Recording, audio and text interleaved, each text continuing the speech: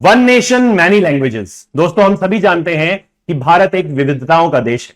यहां पर कई सारी ऐसी भाषाएं हैं जो कि 1,500 से 2,000 साल पुरानी हैं, बट रीजनल लेवल पर बोली जाती हैं। प्राइमरली तो हमारे देश में हिंदी बोली जाती है, बट अगर हम बात करें मराठी की, बंगाली की, उड़िया की, तमिल की और तेलुगु की, तो इनकी बहुत रिच कल्चरल हिस्ट्री है और साथ ही साथ इनका बहुत रिच लिटरेचर है, जिसको पूरे देश में पढ़ा जाना चाहिए। और साथ ही साथ इस लिटरेचर का अनुवाद भी होना चाहिए, इसका ट्रांसलेशन भी होना चाहिए। अगर भाषा की बात करें तो भाषा एक देश की अस्मिता, उसकी संस्कृति और उसकी हिस्ट्री, उसके इतिहास का सबसे बड़ा संरक्षक होती है। तो इस वजह से हमें अपनी भाषा को भी बचाने की जरूरत है। और इसी सिलसिले में भारत सरकार ने एक इंपॉर्टेंट डिसीजन लिया है कि वो क्लासिकल लैंग्वेजेस को डिक्लेयर करेंगे। यह सिलसिला 2004 से शुरू हुआ, जब हमने तमिल लैंग्वेज, जो कि हिंदी से भी पुरानी लैंग्वेज है, उसको एक क्लासिकल लैंग्वेज का दर्जा दिया। आज भारत सरकार ने एक बड़ा फैसला लिया है, उसने 5 डिफरेंट लैंग्वेजेस को क्लासिकल लैंग्वेजेस का दर्जा दिया है। मराठी, पाली, प्राकृत, असमीज और बंगाली। मराठी की अगर बात करें तो इसकी डिमांड लगातार चल रही थी कि मराठी को as a language classical language का दर्जा मिलना चाहिए। क्या आज महाराष्ट्रियन कम्युनिटी, एक मराठी कम्युनिटी, क्या अपने कल्चर को लगातार लूज नहीं करती जा रही है? क्योंकि महाराष्ट्र जो है वो हिंदी भाषी क्षेत्रों के साथ अपना बॉर्डर शेयर करता है, इस वजह से मराठी लैंग्वेज धीरे धीरे श्रिंक होती चली जा रही है। क्या आज का जो बंगाल है, और हम 500 और 1000 साल पहले के बंगाल की बात करें, तो क्या उसमें बहुत बड़ा फर्क नहीं है? क्या आज बंगाल में हमारे पास रविन्द्रनाथ टैगोर, स्वामी विवेकानंद जैसे इंटेलिजेंशिया है? तो कहीं ना कहीं भाषा का एक बहुत बड़ा रोल होता है, इसीलिए हमें भाषाओं को बचाना बहुत ज्यादा जरूरी है। Welcome to Chahal academy, this is Prakat Tripathi and today will discuss about this topic कि किस तरह से भाषाओं को बचाने की प्रक्रिया में भारत सरकार डिसीजंस ले रही है और 5 नई भाषाओं को उन्होंने क्लासिकल लैंग्वेजेस में शामिल किया है। तो भारत सरकार ने, यूनियन कैबिनेट ने अप्रूव किया है कि हम मराठी, पाली, प्राकृत, असमीज और बंगाली लैंग्वेज को क्लासिकल लैंग्वेजेस डिक्लेयर करते हैं। आज तक हमारे पास केवल 6 क्लासिकल लैंग्वेजेस हुआ करती थी, बट आज हमारे पास 11 क्लासिकल लैंग्वेजेस हैं। इसको कतई हमें ऑफिशियल लैंग्वेजेस के साथ या शेड्यूल्ड लैंग्वेजेस के साथ कंफ्यूज नहीं करना है। 22 हमारे पास शेड्यूल्ड लैंग्वेजेस हैं जो 8th शेड्यूल्ड में लिस्टेड। ये अलग है, ये अलग से 11 क्लासिकल लैंग्वेजेस हैं। इन सारी लैंग्वेजेस में मराठी, पाली प्राकृत बहुत इंपॉर्टेंट लैंग्वेजेस हैं। एंशिएंट इंडिया के कल्चर, एंशिएंट इंडिया के 2 बहुत इंपॉर्टेंट रिलीजन्स, जैन और बुद्धिस्ट रिलीजन, इन दोनों से रिलेटेड है। बुद्धिज्म और जैनिज्म में इन दोनों लैंग्वेजेस का यूज इसलिए किया गया था क्योंकि संस्कृत उस समय पर संभ्रांत वर्ग, मतलब जो बहुत पढ़े लिखे लोग होते थे, ब्राह्मण्स, क्षत्रिय, उनकी भाषा बन चुकी थी। तो इस वजह से बुद्धिज्म और जैनिज्म में दोनों में ही हमने पाली और प्राकृत का यूज स्टार्ट किया और बहुत बड़े स्तर पर इस भाषा को बोला जाता था। बट आज पाली और प्राकृत हमारे पास नहीं है, इस वजह से हमें पाली और प्राकृत को बचाने की जरूरत है। इसको लेकर नरेंद्र मोदी जी के कमेंट आए कि भाई हम इन 5 लैंग्वेजेस को क्लासिकल लैंग्वेजेस डिक्लेयर कर रहे हैं और कहीं ना कहीं ये हमारे कल्चर को, हमारी हिस्ट्री की रक्षा करेंगे।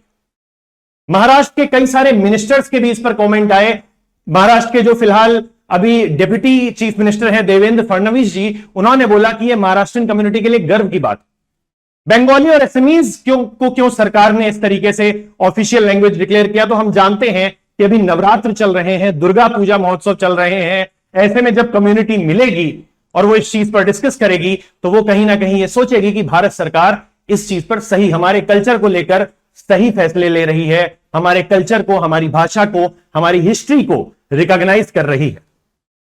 2004 में पहली बार गवर्नमेंट ने क्लासिकल लैंग्वेजेस का डेजिग्नेशन देना चालू किया था और इस तरीके से हमारे पास आज 11 क्लासिकल लैंग्वेजेस हो चुकी हैं। इसमें सबसे पहले तमिल लैंग्वेज को शामिल किया गया था, क्योंकि तमिल लैंग्वेज जो है उसकी बहुत पुरानी कल्चरल हिस्ट्री है, हिंदी से बहुत पुरानी लैंग्वेज है तमिल। ठीक है, तो तमिल 2004 में इसको क्लासिकल लैंग्वेज का दर्जा दिया गया। संस्कृत को 2005 में क्लासिकल लैंग्वेज का दर्जा दिया गया। तेलुगु, कन्नड़ा और मलयालम और उड़िया को भी उसके बाद लगातार इस तरीके का दर्जा मिला। उड़िया लैंग्वेज की अगर हम बात करें तो बहुत कम पॉपुलेशन है जो उड़िया लैंग्वेज बोलती है, बट उड़िया लैंग्वेज में जो लिटरेचर है वो पढ़ने लायक है, वो बहुत ही रिच लिटरेचर है। इसके साथ ही साथ इंडियन क्लासिकल लैंग्वेजेस में शास्त्रीय भाषाएं आती हैं जो कि rich historical legacy, literary tradition और डिस्टिंक्टिव कल्चरल हेरिटेज, इंडिया के डिस्टिंक्टिव कल्चरल हेरिटेज को दर्शाती हैं।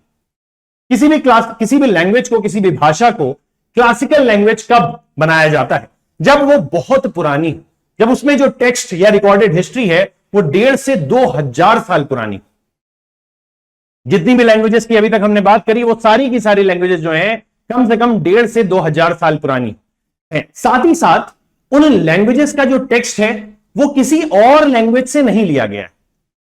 तो अगर हम बात करें जैसे पंजाबी, तो पंजाबी या गुरुमुखी लैंग्वेज जो है उसमें जो टेक्स्ट है वो दूसरी लैंग्वेजेस से भी लिया गया है, जैसे संस्कृत से बहुत सारा टेक्स्ट लिया गया है। तो इस वजह से हम पंजाबी को नॉर्मल क्लासिकल लैंग्वेजेस में नहीं रख सकते हैं, बट ये सारी जो लैंग्वेजेस हैं 11 लैंग्वेजेस, इनका टेक्स्ट किसी भी और लैंग्वेज से नहीं लिया गया है, उसमें ट्रांसलेशंस नहीं हुए हैं। इसमें एंशिएंट लिटरेचर पाया जाता है। इसमें जो टेक्स्ट है वो उस कम्युनिटी के बारे में बहुत ज्यादा बताती हैं, उस कम्युनिटी के कल्चर के बारे में बताती हैं कि वो कल्चर किस तरह से शुरू हुआ। साथ ही साथ इन क्लासिकल लैंग्वेजेस का जो इवोल्यूशन होता है, इनका जो विकास होता है वो बहुत ही डिस्टिंक्ट होता है, अलग होता है, राइट। ये बार बार चेंज नहीं होती, अपने जो मेन ओरिजिनल टेक्स्ट होता है उसको छोड़ती नहीं, राइट। बेनिफिट्स क्या है? जरूर अगर हम किसी लैंग्वेज को क्लासिकल लैंग्वेज का दर्जा देते हैं तो उसको बचाना, उसको प्रमोट करना, उसके ऊपर रिसर्च करना और उसका डिजिटाइजेशन करना आसान हो जाता है। कहीं ना कहीं उसको रिकॉर्ड करना बहुत आसान हो जाता है। तो classical languages receive government support for preservation. Government इसके लिए फंड्स प्रोवाइड करती है, उसको डिजिटाइज करती है, जिससे कि हमारी आगे आने वाली जनरेशंस भी उस लैंग्वेज को पढ़ सकें, उसको समझ सकें और ये जान सकें कि हमारे जो पुराने लोग थे, पूर्वज थे, वो कैसे थे, उनका कल्चर कैसा था। अगर आज हम बात करें हड़प्पा की या इंडस वैली सिविलाइजेशन की, जिसको लेकर के हम बहुत प्राउड फील करते हैं, बट आज भी हम उस सिविलाइजेशन की, उस सभ्यता की जो लिपि है, जो स्क्रिप्ट है, उसको पढ़ नहीं पाते, उसको डिसाइफर नहीं कर पाते। तो भारत सरकार का ये जो डिसीजन है वो हमारी आगे आने वाली जनरेशंस को भी मदद करेगा हमारे बारे में जानने के लिए। ये आज हमें इंपॉर्टेंट नहीं दिखता है, बट आज से 2000 साल बाद या 5000 साल बाद ये चीज बहुत ज्यादा इंपॉर्टेंट हो जाती है। अगर हम किसी भी लैंग्वेज को क्लासिकल लैंग्वेज डिक्लेयर करते हैं तो उसके लिए सेंटर ऑफ एक्सीलेंस, हम यूनिवर्सिटीज में, यूनिवर्सिटी ग्रांट कमीशन जो है वो ऐसे सेंटर्स ऑफ एक्सीलेंस डिक्लेयर करता है कि भाई आपको अगर ये क्लासिकल लैंग्वेज पढ़नी है तो आप इस यूनिवर्सिटी में जा सकते हो। साथ ही साथ इसके स्कॉलर्स को तरह तरह के रिवॉर्ड्स, अवार्ड्स भी दिए जाते हैं, सर्टिफिकेट ऑफ ऑनर भी दिया जाता है। तो Modi government has historically decided to promote classical languages. ये 5 क्लासिकल लैंग्वेजेस हैं, इसके बारे में हम बात कर चुके हैं। द टर्म प्राकृत, अगर हम प्राकृत लैंग्वेज की केवल बात करें तो प्राकृत वर्ड जो आता है वो प्रकृति से आता है। जो प्राकृत लैंग्वेज थी वो बहुत ही कॉमन मास की लैंग्वेज थी और इसी वजह से हमारे जो तब के रिलीजन है जिन्होंने कहीं ना कहीं संस्कृताइजेशन को कम करने की कोशिश करी, बुद्धिज्म और जैनिज्म, उन्होंने इन लैंग्वेजेस को चुना। तो प्राकृत लैंग्वेज हमने देखा कि नॉर्दर्न इंडिया में बहुत ज्यादा बोली जाती थी। तो ये इंडो आर्यन है, इसका इवोल्यूशन जो है वो संस्कृत से ही हुआ है, इंडो आर्यन लैंग्वेज, ठीक है। और ये वर्नाकुलर लैंग्वेज के फॉर्म में बोली जाती थी, ये मासेस की लैंग्वेज थी। It was simpler than Sanskrit, making them accessible to general populace. L Basham ने बोला है कि बुद्ध ने अपने टाइम में इस लैंग्वेज को प्रमोट किया था कॉमन पीपल के लिए, कॉमन टंग के तौर पर, कि जो कॉमन लोग हैं, कॉमन पार्लेंस में ये लैंग्वेज ज्यादा से ज्यादा बोली जाए। प्राकृत की अगर हम बात करें तो प्री गुप्ता जितने भी इंस्क्रिप्शंस हैं या रॉक एडिक्ट्स हैं वहां पर हम देखते हैं, अशोकन पिलर्स में भी हम देखते हैं कि प्राकृत लैंग्वेज का बहुत ज्यादा यूज किया गया है सारे के सारे इंस्क्रिप्शंस में या जितने भी रॉक एडिक्ट्स हैं। Several notable Prakrit languages include Magadhi, Ardhamagadhi and Shauraseni. Shauraseni वाला जो रीजन है, मथुरा वाला रीजन, वहां पर प्राकृत लैंग्वेज बोली जाती थी। मगध रीजन में, मगध एम्पायर की एक बहुत इंपॉर्टेंट लैंग्वेज थी प्राकृत, उसका एक पार्ट है Magadhi language. Each has distinct historical significance with Magadhi serving as the official language of Mauryan court, Magadh empire, right, and influencing modern languages like Bengali and Assamese. इसका इंपैक्ट आज तक बंगाली और एसमीज लैंग्वेज में पड़ा है।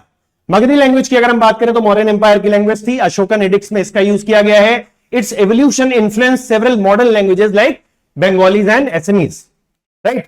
साथ में अर्धमगधी को जैन स्कॉलर्स ने बहुत ज्यादा यूज किया है, जैनिज्म में बहुत ज्यादा इसको यूज किया गया, अर्धमगधी लैंग्वेज को। पाली लैंग्वेज बुद्धिज्म ने बहुत ज्यादा प्रमोट करी। ठीक है। तो Pali variant of Prakrit is the language of Theravada. Theravada जिसको कि ओल्डेस्ट एक तरीके से स्कूल ऑफ थॉट माना जाता है बुद्धिज्म का, तो थेरावेदा जो है उसकी भी लैंग्वेज प्राकृत लैंग्वेज ही है, राइट।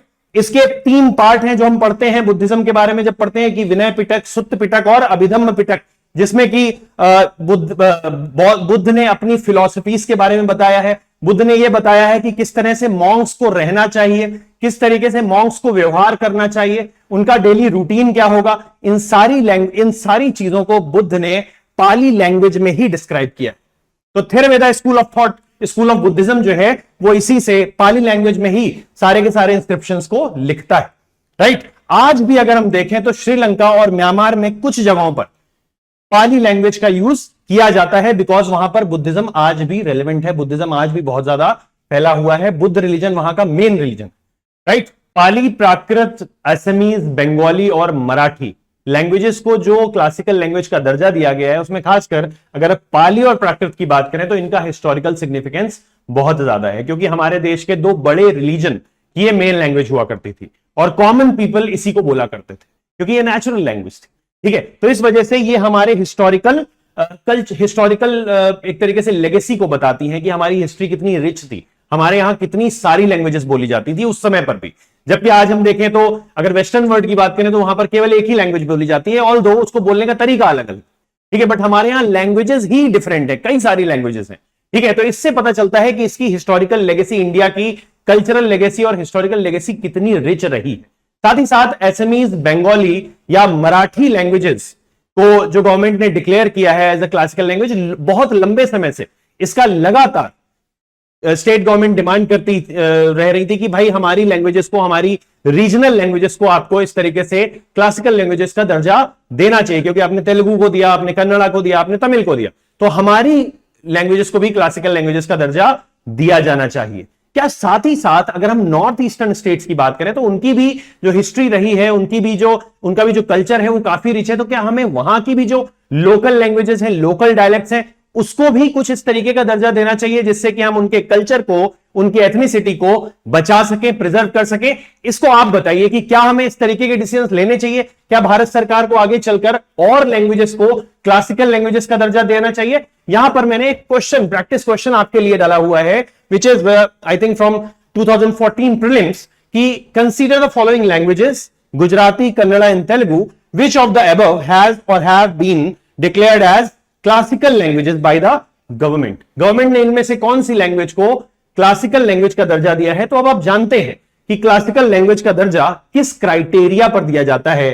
तो इस हिसाब से हमारे पास टोटल 11 क्लासिकल लैंग्वेजेस हैं, उनमें से कन्नड़ा और तेलुगु जो है उनको क्लासिकल लैंग्वेजेस का दर्जा दिया जा चुका है। तो दूसरा और तीसरा मतलब C option will be correct. तो इस तरीके से जो भी ये न्यूज आती है, जो भी गवर्नमेंट ऑफ इंडिया डिसीजन लेती है, ये आपके एग्जामिनेशन के लिए बहुत ज्यादा इंपॉर्टेंट है। So I hope you enjoyed today's discussion. Thank you so much. और ऐसे और वीडियोस लगातार आते रहेंगे जिससे कि आपकी प्रिपरेशन को और ज्यादा आसान बनाया जा सके। Thank you so much and subscribe to our channel. Thank you.